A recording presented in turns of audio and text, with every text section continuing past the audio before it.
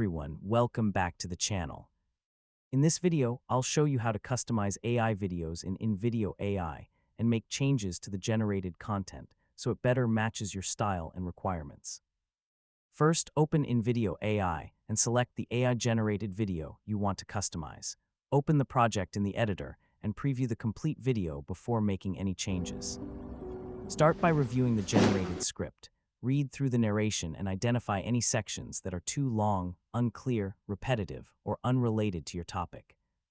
Next, edit the script and make the wording more natural and focused. Keep the main message clear and remove information that doesn't add value. Now move through the individual scenes.